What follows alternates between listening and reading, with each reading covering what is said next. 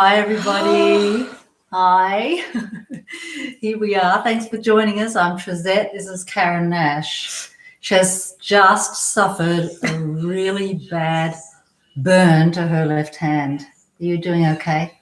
Yeah, no.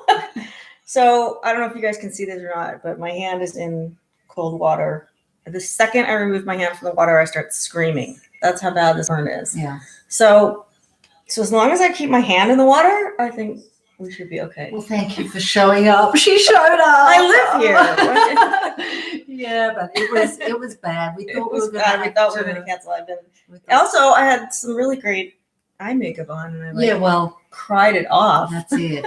We were in the bathroom doing our makeup, which we'll tell you about later, because she's done my makeup. Isn't it beautiful?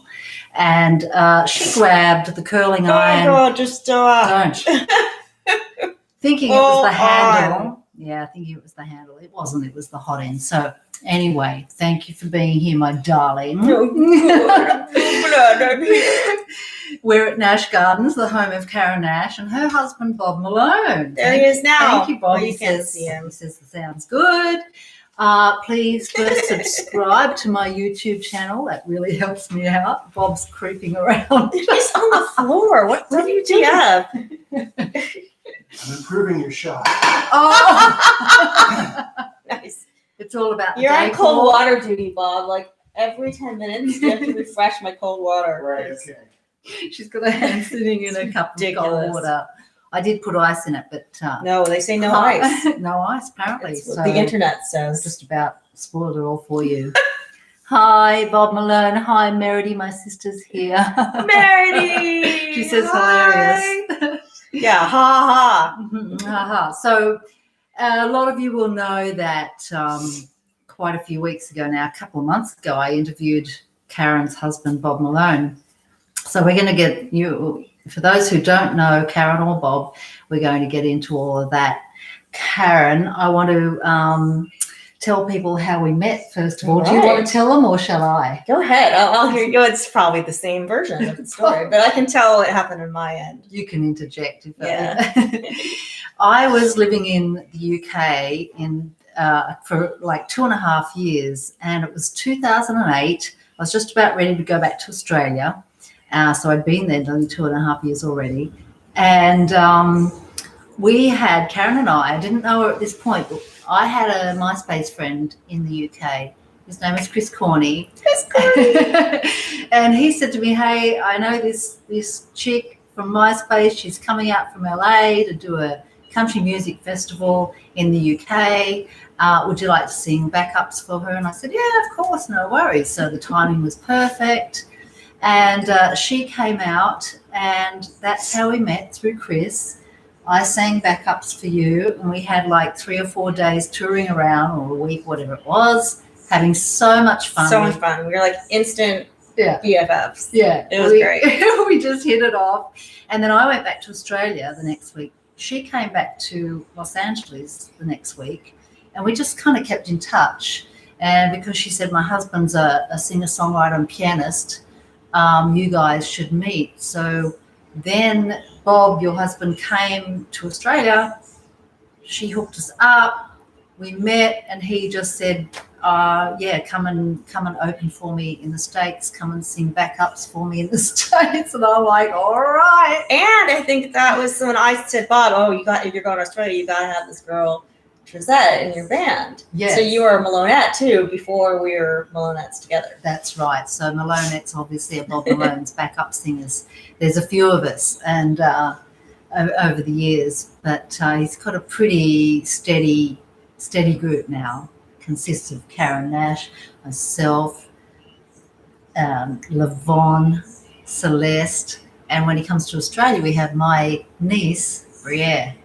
Yeah, but there have been other Malonettes in the past. So I almost didn't go. Speaking of bizarre injuries, and I almost didn't go on that trip because I had booked the tour because I was turning 40 that year, and I decided I've never played in the UK, and I know they love their Americana country singer-songwriters over there. So I'm like, I think I could do a decent tour. And I managed just by myself to book this tour with a festival. That's sort of the anchor that brought me over and all that. But then I booked a couple little club dates and stuff with Chris.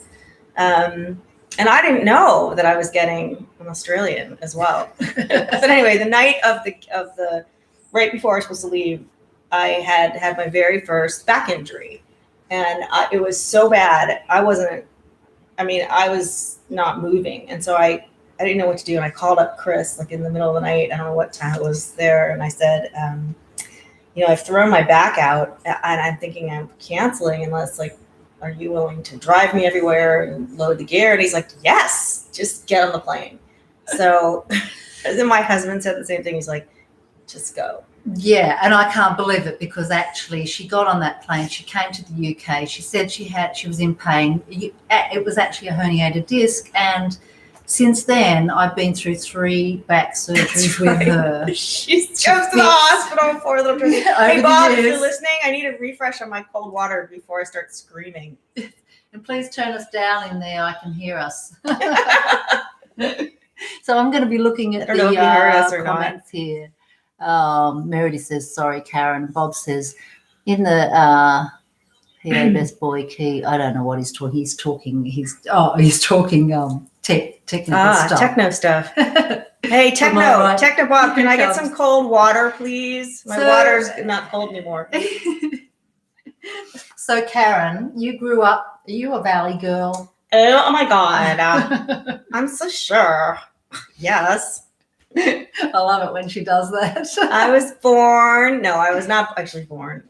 I was born in Texas, but I grew up in LA. Were you born in Lubbock, Texas? Oh my God. I was born in San Antonio. We have to tell you the Lubbock story. Oh, it's so good. I'll tell you that. We're getting sidetracked. I know. This is great. What we do. We're just Bob going to Malone's in the kitchen where he belongs. Where he belongs. And I forgot to say that Karen's a country singer-songwriter and guitarist turned public defender, which we will defender. Which we will. Thank you, Bob Malone. That's what we will also talk about. Bob, help! Oh yeah. I just snortled. Okay. So Trysette's gonna do some gigs in Texas. Oh yes. Yeah, go ahead and you tell it.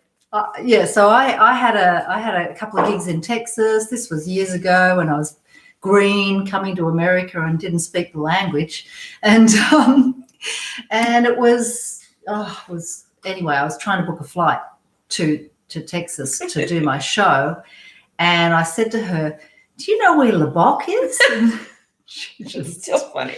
Died, and she looked at me and she went, "Do you mean Lubbock?" I went, "Lubbock? What kind of a name is Lubbock? That's dreadful." No. Okay, they're going to love their new name, Lubbock. Yeah, she renamed it. I did, and they did love it. They really loved it. They love their new name over there in Lubbock now. So anyway, you were born in San Antonio. I was born in San Antonio. And I think I don't know how old I was when we moved to California. I think like maybe 7 or 8.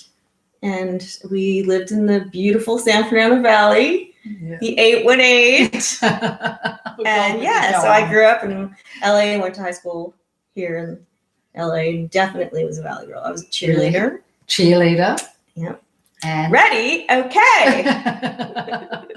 Do a little bit more, please. No, I can't. I'm like on one hand. What was your school thing? What was your school cry? Oh, I have no idea. What was that? I think we're the Mounties. We weren't really known for our athletics. Did we have a good team? I don't know. I don't think we did, unfortunately. But you were a gymnast. I was. That's why I joined cheer. Because I was the one who could do all the flip-flops down there. Right. So did you, we're about to get we've got some kitten action over here. Oh, hi, Orpheus. We promised you kitten action, and she said, no, I don't think they're going to come up on the lounge here. And there's 3 of them, 2 gingers and this one. And I said, no, Orphe likes to parade along the back here. So he does. Whenever I'm on the couch, he will. I know your cat better than you do. You do. Orpheus. So did you, as a gymnast and as a cheerleader, and obviously you were a groupie, a rock groupie, and I'm talking seriously groupie, you and your other girlfriend groupies used to hang out. I mean, tell us about that. Well, when I was, 16 or so, like we used to sneak out, and I would sneak out wearing like a really long skirt and a button-up blouse, and I'd have my rock and roll clothes on underneath. And I'd always go to the gas station at the corner of Van Alden and Ventura, because we lived up in the hills in Tarzana. And so that was the first place I could go to change. I'd change clothes and then go to like the Troubadour or the Whiskey or something. Yeah. I mean, this was the 80s. So we're talking hair bands. I was really into that. I was really into hair metal. Yeah. And did you travel on any of the big buses? I don't think I'm going to answer that question. Obviously, I'll tell you about the bus I didn't. I'll tell you about the tour I didn't go on. This is a great story. So I was a big fan of the band The Hooters. Right. I don't know if you guys remember The Hooters. Oh God, now I'm trying to think of their hits. But you weren't interested in the hits. I was. No, I loved them as a band. They were great. All You Zombies and we danced like a wave on the ocean, romance. We were liars in love and we danced. Anyway, they were just great, and they were coming to San Diego at the time I was in college. So I think I must have been 18 or 19. And a friend of mine worked at the record company, and he called me and he's like, "Hey, I have a job for you. This band's coming to town, and we need someone to pick him up at the airport and take him to the gig and just, just be their person." And it was the Hooters. And so I picked up the Hooters in my Honda. Your All of Honda. them, they piled into the car. They were so nice. You were how old? I must have been 18 or 19. You had to be driving a car. And they were so sweet. And Rob was like, flirting with me. And he made sure I came. He's like, "You coming to the show?" "Yeah, I'm coming to the show." And we, yeah. And I I went to the show.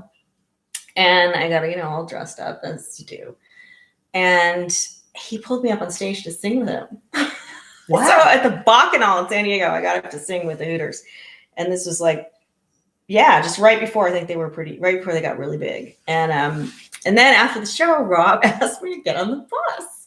And I didn't go. And you know why I didn't go? Because I had a midterm the next day. Right. And you were 18 and you had school.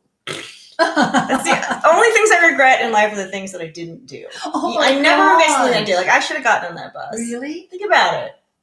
I mean, time after time could have been written about me. Right. But it wasn't, because I had a midterm.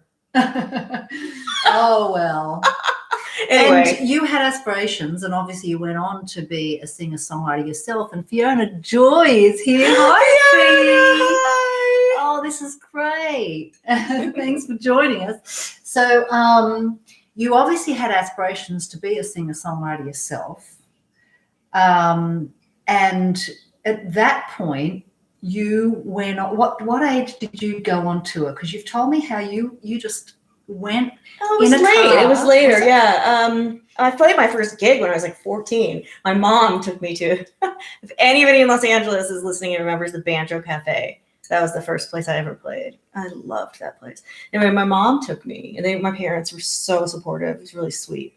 And then I went to college. So I was probably 24 or 25 before I actually said, I gotta get myself out there. And I just sort of, put my stuff in storage, got in the car and toured around doing little coffee houses, festivals, bookstores. I was back when playing bookstores was a big thing. We all used to play gigs in Borders books. Yeah. And so that was and I started doing that. And how long did you do that for? A few years. It was a few All years. by yourself. Yeah. And you've told me that caused you to burn out. Totally burn out. Why? Well, it's not the best way to do it. You think you'll be okay just by yourself out there, but if you're someone who really needs people, and I am people needing people, however that goes. I'm very social, and I got really lonely, and sort of not just my family. I miss my family, but I missed all my friends, and it was hard going, a different place every night. And I remember the very last gig I did on that kind of life, where I was out there touring, was in Texas. It was El Paso, Texas. I did this horrible gig, and 6 people showed up, and I did the show, and then I went back to this horrible motel room, and that was it. I was done. The Right. next day I drove back home to LA and I was like, I got to think of something else to do. Right. And that's where the next part comes into play. And is that when you decided to become a public defender? Yeah. And in order to do that, I'm like, oh, I have to be a lawyer. God, I don't want to be a lawyer. So why a lawyer? What made you decide that? Well, I wanted to be a public defender. I wanted to do that work. I wanted to do defense work. And I didn't want to do it for money because there are all kinds of ethical issues for me with that. I wanted to do it for people who really needed someone who really needed a hero for them, like an individual hero for them, like someone who would stand up and be their champion. And just so that to me was always, it was just a calling. I don't know. I really can't explain it. There's just none of that in my family. My parents are physicians. Yeah, I just had a calling. But was that from a younger age, or did this just come to you after? No, I'd always had an interest. Oh, you had. But it was always in as a public defender. I was never interested in just being a lawyer and thinking of what could I do as a lawyer. It's always that particular job. Yeah. And then I started thinking, like, I go to law school. I'm like, what if I go to law school and I don't get this gig? Like, what if I don't get this job? Like, then I'm a lawyer. Can't have that. Yeah. Oh my God, my hand is killing me. I'm trying so hard, you guys. It's just so painful. So I went to law school, and yeah, my very first job was the Los Angeles Public Defender's Office. Right. I mean, I had jobs in the summer. I had some really great legal internships. Like I worked on death row in Louisiana, and I worked at the Innocence Project in New York City with Barry Scheck and Peter Neufeld. That was an amazing job. But I think the most moving thing that's probably ever happened to me in my career was as a law clerk down in Louisiana. They had sent me, the group I worked for sent me out to this little tiny, I guess they call them parishes there. I'm not sure, but I would call it a county, but this little tiny area in Louisiana where our client was coming for a hearing, but the hearing had been canceled. So they needed to send someone to just talk to him and tell him why the hearing had been canceled. And so that was me. So I drove out there, and it was right out of a movie. I walked into this little jail, and the sheriff's like, "Hey, little lady, what can I do for you?" You know, I told him who I was and who I was there to see, and he kind of chuckles, and he lets me into this. It was a jail cell, really. I mean, he just like tossed me in and shut the door, and here's this big, huge man. In just shackles, leg shackles, hand shackles. And I went over and I sat down next to him, like, you know, how we're sitting. And I explained who I was, and he started to cry.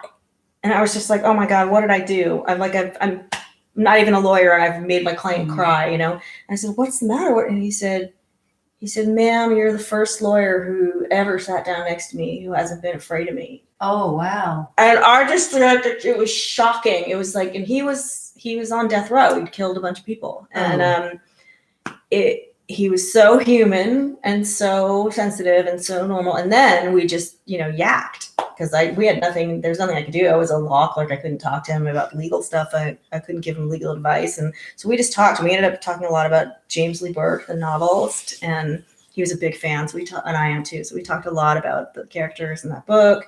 And man, let me tell you, if I was ever, you know, against the death penalty before, I was definitely against it by then, because I just realized that this is a human being, and he was fully aware of, he fully acknowledged, you know, that he needed to be punished, but he was just trying to survive. Very interesting case. Wow. And it changed my life for sure. I was like, this is what I want to do. Right. And that man was the reason. You know, he really made me realize what a calling it is to do this work. Yeah, I think it's. I think we can all kind of sit back and say, "Oh, well, he killed a bunch of people. You know, he deserves it." But I think when you get up close and personal with these clients, and you realize they're human, and you find out what they've been through in their lives and why they've done the things they've done. Oh yeah.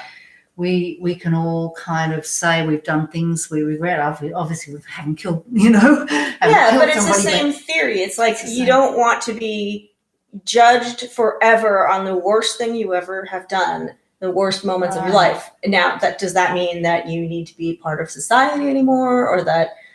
No. I think there are people who don't believe this, but I do believe that there are people who should be locked away for the rest of their lives. I absolutely support that in some cases, but I just, knowing what I know about the criminal justice system, executing a human being is just, first of all, there are mistakes, and we all have to acknowledge that by now. So if you support that system, you're saying you're okay with that. Okay. And that's my big problem with the death penalty. I absolutely understand victims' families who want the person who hurt their loved one to be killed. And I get it. I would be the same way. I know I would. I know myself. I know if someone hurt someone I loved, I'd be the first one thinking I want them to die. But I'd want to kind of do it myself. I wouldn't want the government to do it for me, damn it. And you'd want to make sure it was the right person. Yeah, I mean, there's just too much room for error and corruption And it's when we're dealing with human beings. Mm-hmm. So there's that. That's number one for me. And then there's an ethical and moral issue that I understand that if other people don't have that.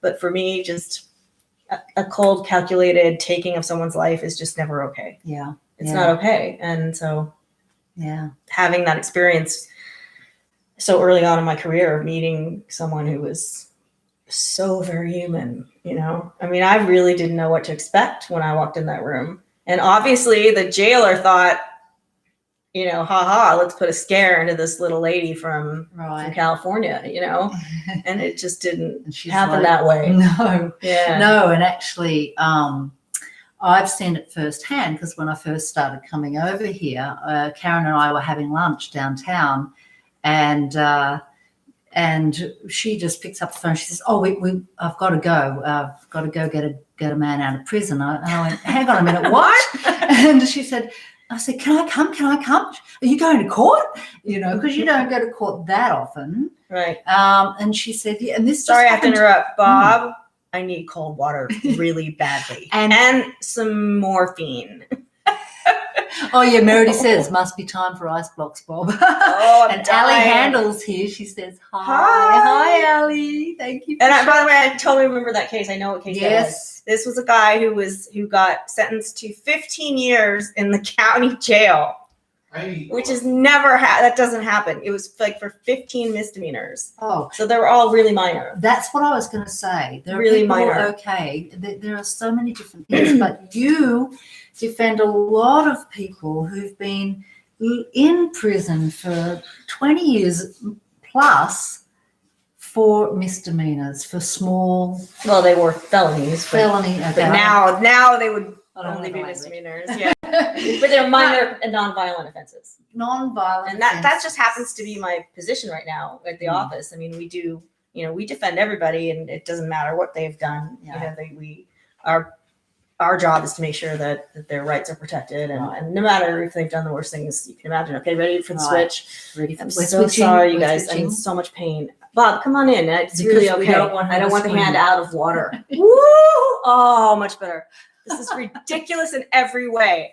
So anyway, but as my assignment, I'm in a post-conviction unit, which for those of you that don't speak the lingo, means that the person has been convicted of crime and they are serving their sentence mostly. Sometimes it's after they serve their sentence, we would get involved. But all my cases right now, presently, are dealing with the old 3 strikes law in California, where mostly people of color, sadly, but truly, were sent away in the 90s for life for very minor crimes. And a lot of people, and I actually, didn't know any of this until I started, the work that I do.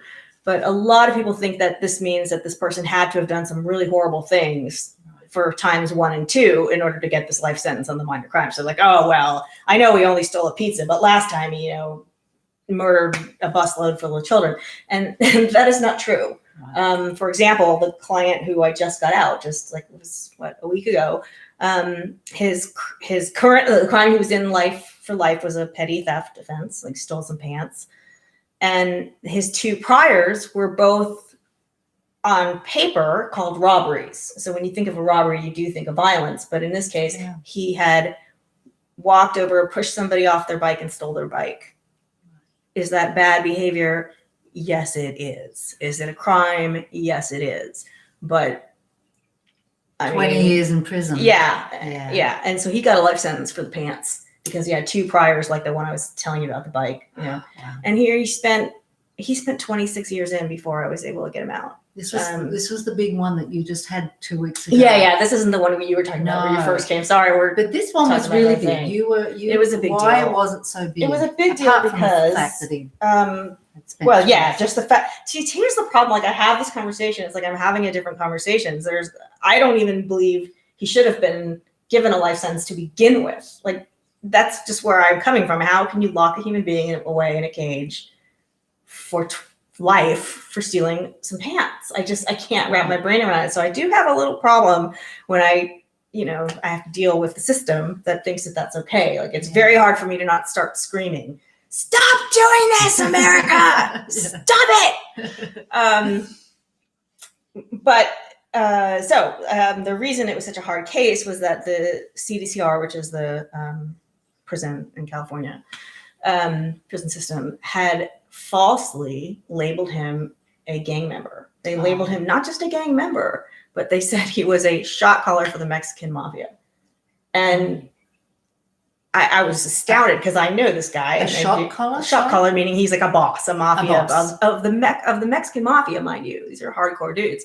And here's this guy, and I meet him, and he's, here's this guy who's been trying to get his GED in prison and can't seem to make that happen, not for lack of trying. So he's just not a mastermind, he's not that guy.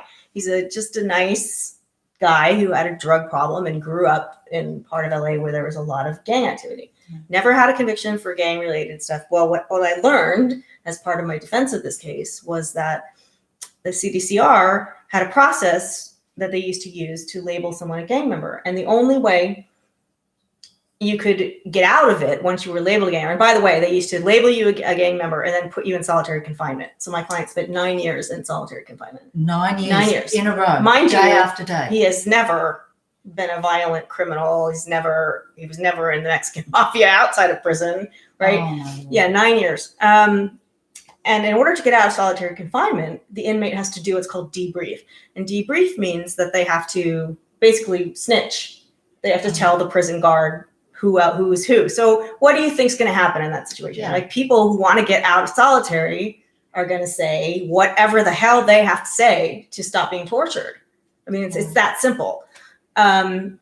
So after a lot of research and help from some people who actually sued the state of California, I learned a lot about the process. I was able to hire an expert who agreed that this was the wrong validation. There was no evidence that he was a member of that gang or did any work for the gang, nothing like that. This was just the CDCR being the CDCR, and the process. But you didn't expect that, because you were saying No, to me I beforehand, didn't. I didn't don't expect to win the case. No. And how sad is that? Because, judges don't like to go against the CDCR, but this particular judge was very matter of fact about it. He was just like, I know too much about how they used to do this. By the way, they're not allowed to do it this way anymore because of the lawsuit that changed the way they deal with labeling someone a gang member in solitary confinement. It was a big civil case. And my client was actually a plaintiff in that, one of the plaintiffs in that case. That's how he got out of the solitary confinement cell.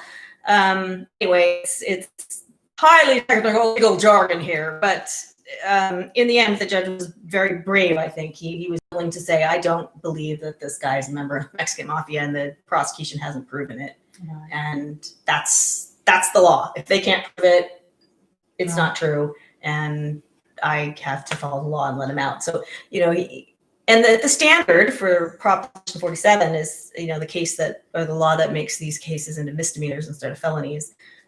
Says the DA would have to show that the person was presently dangerous, and the definition of dangerous under that law is that he's likely to go out and commit a murder or rape or train bombing or some list of what we call super priors, really serious crimes. And this is someone who had never committed anything like that ever. So how are they going to prove that he's likely to do it now in his 50s when he's just trying to go home and be with his family? So the judge did the right thing, and I was very, very impressed with that.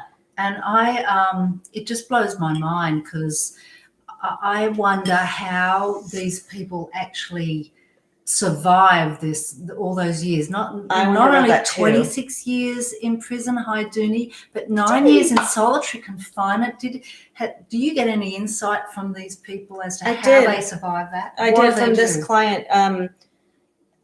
he got, well, he almost didn't survive it. He had daily thoughts of taking his own life. But he had hope and faith, and he just believed that if he could get through this, that there would be an end in sight, that he would be released from prison. So for anyone struggling with the COVID-19 situation, I know. This is what I was going to say. holy I hell. think about my clients who have been through such a nightmare, and here I am. I get pissed off because I have to stay home or whatever it is, some minor inconvenience. And the day seems long, you know. And we're not, I know. Go to work. I always try to remember 9 clients. years of solitary confinement. I just can't even imagine. I know. I'm so proud of you. Oh, and I get shivers because that time I just started to tell you about, we're having lunch and she said, I've got to go get a man out of prison. She wasn't expecting it. But the actual prosecutor sent her a text and said, I have your petition for habeas on my desk, and you're right. This man shouldn't be in jail. Call me. And you said this doesn't happen. Never. If you know me, you know I'm a little bit. I don't get along with prosecutors. Let's just say it. I don't get along with them because they put people in cages for nonviolent offenses, and I can't stand that. But I've met a few that were exceptional and outstanding in how they should all be. Yeah. I actually there's a woman in their group at the DA's office right now who I feel this way about. She's decent and kind, and she would probably do the right thing if her supervisors weren't telling her otherwise. You know, so they're good, really great DAs, and the ones that are great are, and this guy was one of them. He looked at this habeas petition and he was just like, I can't believe this is even happening. Right. So I had to give him all the credit for that, because if I'd had to fight that, I would have probably lost. Would some of them read it and still try and block it though? Of course. 99.99999%. I don't know why. I can't answer that question. I think some of them genuinely believe that they're doing the right thing and protecting society.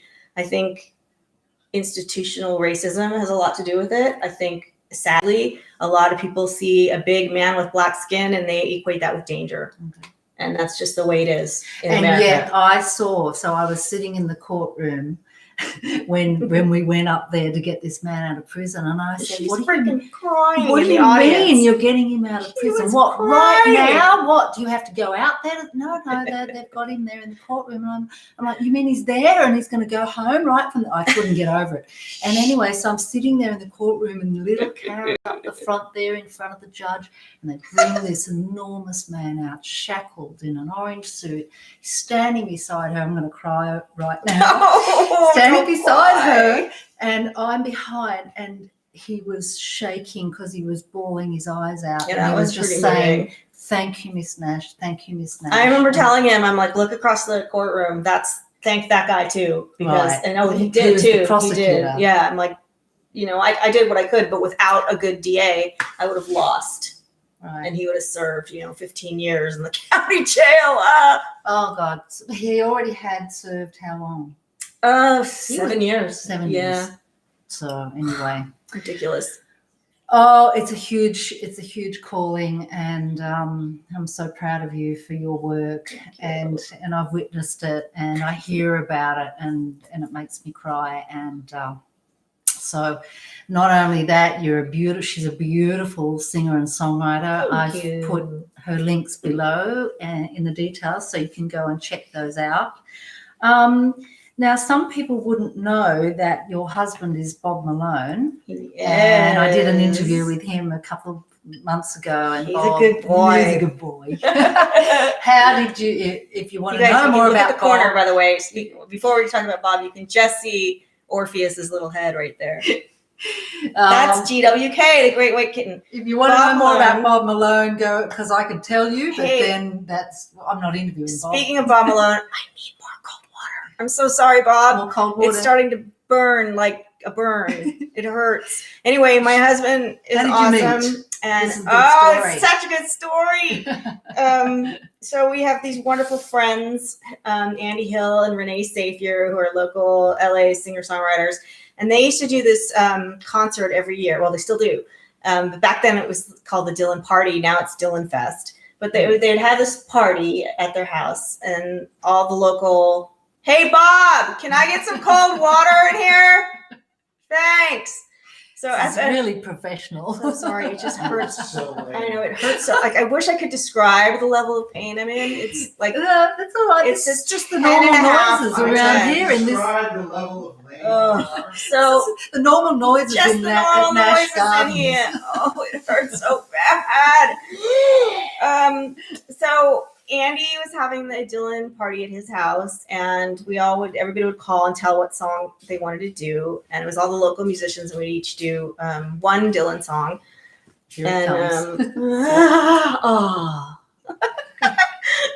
Find humor in I could feel the heat in that excruciating glass. pain. Mhm. So I called Andy and I said, Andy, I want to do Tangled in Blue. And he's Canadian, so he said, oh, I'm sorry. You can't do that song because this guy Bob Malone is doing it. And I was like, who's this Bob Malone? Asshole. You know, he's like I want to do this song. He's like, I don't know. I've heard he's really, really good though. Sorry. Heard he's really good. Sorry. I'm so sorry, you know. I tried like to get him to kick Bob Malone off the song. And anyway, so I go to Dylan Fest already with a chip on my shoulder against this Bob Malone guy. And then he comes out and he plays Tangled in Blue. You know how he plays, you guys. He's like all over the keyboard, you know. And he's so super cute with his long hair just flying everywhere. And I was like, OMG. Because back then I wouldn't have said OMG because we didn't say that. So here's where our stories diverge. Oh. My side of the story is I walked up to him and I was like, you know, oh, you're so good. You're so good. And he just looks at me and he goes, yeah, I know, you know, full of attitude.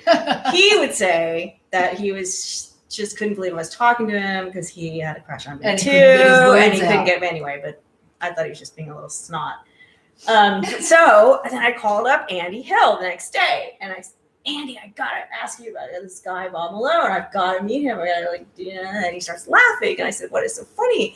And he said, well, he's on the other line right now asking about you. Oh, wow. Fate. So we met over a Bob Dylan song, yeah. And then I would go out and see him play, and I was just, you know, it was great. And I was totally in love, and we had our little, you know, thing. And then we broke up for a long time, and then we got back together in '99. Yeah. 4 years they broke Yeah, up we were for. just more than that because we met in '93. Oh. Oh no, wait, because we got back together in '98. So yeah, anyway, but Details. we were off doing other things, and we just Yeah. finally realized that we just were meant to be. Right. And What was that Yeah. moment you realized you were meant to be? well, it wasn't just a moment. It was just Wow. there was always Bob. You know, like I'd move on. I'd have other boyfriends. I'd do other things with my life, and I'd see him out with a girlfriend, and I'd be nice and say hi to him. But inside, I was like, this isn't That's my right. man. Like he's my one true. You know, he's mine. He's my bee. And And we just sort of discovered it. We moved in together, and then we were like,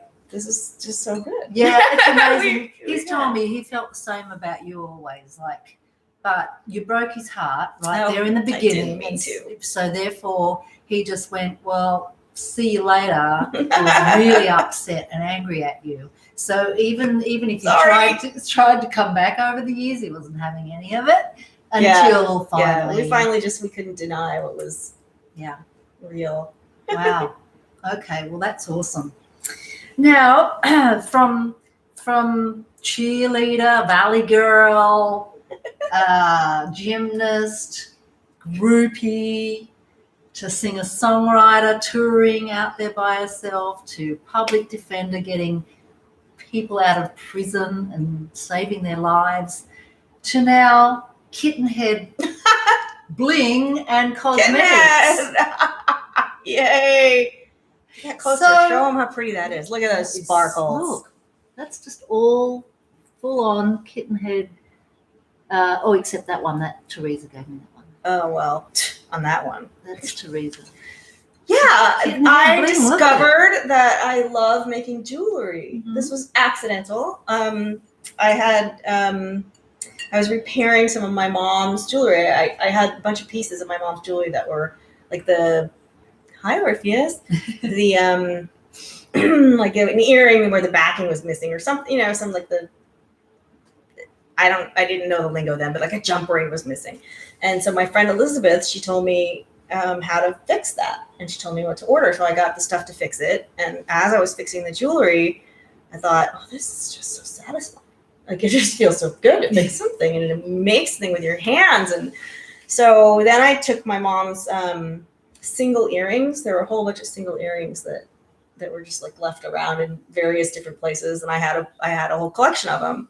And I decided to take those single earrings and put them on a silver bracelet, make a charm bracelet out of it. And I loved it. I was like, this is really cool. It's a cool idea. And that sort of led to, I could make bracelets. And so I just learned how to do it. And because she's all about the bling, you know. And I love sparkly stuff. Sparkly stuff. And Kittenhead started out because I named my little home makeup making Kittenhead Cosmetics. Just total silliness. Yeah. And that never took off as a thing to actually sell because I couldn't ever get the formula so it was so that it would travel. You know, I couldn't. Right. It needs to be made in a factory where they have the like stamp it down and all that.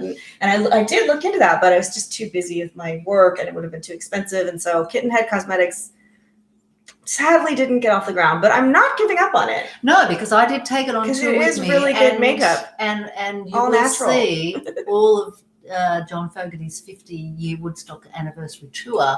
I have Kittenhead beautiful eyeshadows, green eyes, and it's all Kittenhead. Yeah, Cosmetics. I'm actually wearing Kittenhead if I haven't cried it off. Yeah. Oh God. So, so Kittenhead Sparkles was just an offshoot from Kittenhead Cosmetics. Oh, so do you have an Etsy page or something like that? I'm going to. I started one, but I haven't. There's nothing on it yet. It's just going to be called Kittenhead Sparkles. So just like keep looking for that on Etsy. On Etsy, okay. But it's not there yet. It's not there. I'm working on it. I think I'm good at making stuff, but I'm not so good at charging money for it. Well, selling it. Welcome to the world of artists. Right, that's true. Yeah.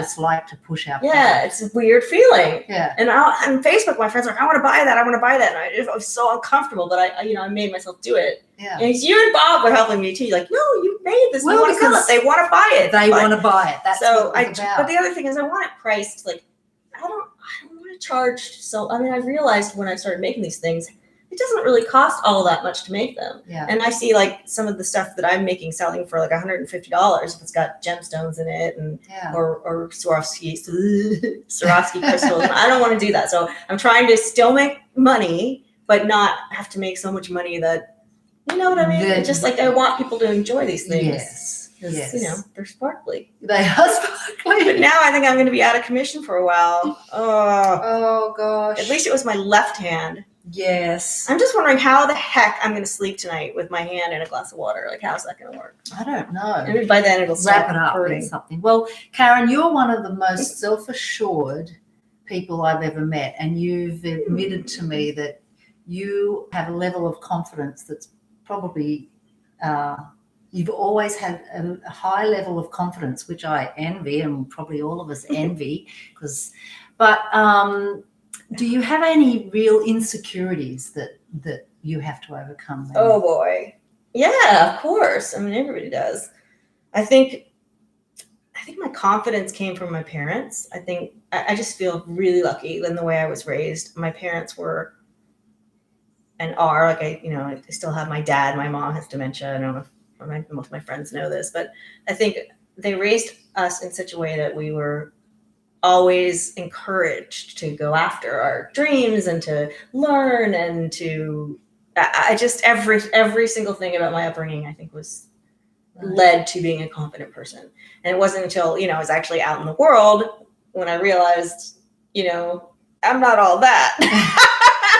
Like you have disappointments as you grow up, like you get your heart broken, or you have a failure in some job that you wanted and didn't get, or there are little things. And and I never did that well in school, which was weird, because I didn't really try. There's a regret. We were talking about, do I regret? I regret not taking more advantage of my education, because I was such a little brat. I wanted to go play guitar and get on tour buses. Although I did not skip the midterm. I don't know. Anyway, that's right. My grades weren't very good. So it wasn't until I went back to law school and I got really good grades in law school And I Something was you were like, passionate about. yeah, and Makes a big that really difference. helped me because I was feeling insecure about that. Like Right. I remember when I got the job at the Innocence Project, the first day we're all sitting around and everyone's introducing themselves, and I had that for the first time in my life, that experience of, what's it called again? There's a name for it, imposter syndrome. Right. Where you're like, oh, I shouldn't be here. This must be some mistake. And everyone's going around introducing themselves. You know, it's Joe from Harvard and Jane from Yale. And I'm like, oh my God, they're going to get to me and realize it was a different Karen Nash. They're supposed to be here. And I'm like, this is an accident. And they're going to tell me, oh, we're so sorry. You can go. So I've had moments of extreme insecurity. So it really helped me to do well in law school. It helped me to realize I did have the academic goods because I come from a family that has, my mom was 16 when she attended Stanford and graduated in 3 years and then went to Harvard Medical School. No. So we're talking about back in a time when women didn't do stuff like that. So I always felt, I was never really that great in academia. And I never felt good about it. I don't know why. I don't know why. You didn't think you could live up to I didn't think I could live up to that. And my dad too, brilliant. They're brilliant scientists. And I never really, like I said, when I went back to school as more of a grown up and applied myself and excelled, I could do really well. And that boosted my confidence to be able to do well in school. All right. But yeah, we all have our insecurities. Mine presently is I feel like I've gained so much weight in the pandemic because I have medical issues, so it's hard for me to exercise, and I feel like I don't feel like I look so great. Like everyone does that to themselves. Like I hear friends say things about like, oh, I hate my this or my that, whatever it is, and we're all looking at you going, what? Right. You're absolutely, yeah. So I know that that's silly and I shouldn't be concerned. I'm in my 50s. I'm not, going to look like a 22-year-old anymore. But I have those insecurities. I have the aging woman insecurities for sure. Totally. I think that happens to all of us. I mean, one day you wake up and you look in the mirror and you go, hang on a minute. Yeah. I don't look like I did yesterday. And it's a kind of a gradual thing and you have to day by day get used to it. I remember looking in the mirror and going, well, it's not changing, so obviously I'm just going to have to get used to these lines or get used to what I'm seeing that I didn't used to see. And yet, some things get better with age. A lot of things get better with age. I don't know about that. Well, our brains did, that's for sure, and our ability to handle things. Yes, and our maturity. Not necessarily physical. So last question. We've all been dealing with the COVID situation this year, and it's been an incredibly interesting year, and we all thought that it would just be a couple of months and boom, we'd be back to normal. It's not looking like that now, even into next year, although Australia's rocking it in. Oi. I'm seeing my friends posting shows. They're out doing shows to packed houses. I'm like, how can this be possible? Oh, wow. It's like another world. Anyway, is there one positive that's come out of this year for you that you didn't expect that you could share? Well, Kittenhead Sparkles for sure. Right, I learned a craft. I learned how to make jewelry and I did it myself. I learned, on the internets, those YouTubes that those kids are always holding, their YouTubes. I have to say, I have seen the change in your mood since making this jewelry. That's the other thing I was going to add about that. It was grief counseling for me. I suffered a really horrible family tragedy and in August, and this got me, the feeling of being able to create something with my own hands, to focus on that for a while. And like when you're doing something with a thread and needle, especially, you have to concentrate on that or you poke yourself. So it helped me get through this hard time with my grief. I think that it was amazing grief counseling to be able to do something. It's almost like meditation for you because it's close-up work, it's detailed work. You can lose yourself in it. Exactly. And it's sparkly. Right. And also, actually, another thing I've noticed for you is you're now able to work from home because she's just told us that she suffers from medical issues. before COVID, she wasn't allowed to work. Yeah, from that's home. true. I think that the county really needs to wake up to this. And not only have I been able to work from home, I've been more productive as far as getting cases. Like I've gotten 3 or 4 cases to hearing during COVID, which is usually that would not happen in 1 year to get that many cases set. So, because, you cut out the commute. Yes. And there's more time in your Yeah. day to get stuff done. So I think all employers need to look at this and learn from it. I don't think working from home always is great because, I know for me personally, I miss my colleagues. I miss that camaraderie and being able to go down the hall and ask somebody a question. If I have, we fed off each other a lot. Yeah. So I miss that. And I think that that's valuable. But man, think about what cities would be like if everyone wasn't getting on the freeway at the same time to go into an office, and so much less stress. And I think that means, as far as for a business leader, if someone was, they want a workforce that's less sick, less stressed, more content, Productive and productive, of course. Yeah. I think we need to look into that. It's a COVID silver lining. It is. All right. Well, that's it for tonight. Thank you, everybody, for joining us. It's really Turn that so nice. I can see Orphy. Really nice to have you here. It makes all the difference knowing that you're here live. There's all He looks like a pillow. He's a polar bear. Thanks for doing this, you guys. I'm so sorry. I'm in pain. But for those who didn't join us live, can watch back. Please subscribe and subscribe to Trizzy. and hopefully Bob Malone's going to cook us some dinner. We're the worst. We're the worst. Good night, everybody. Love you heaps. Thank you, Karen. Love you. Okay. Bye.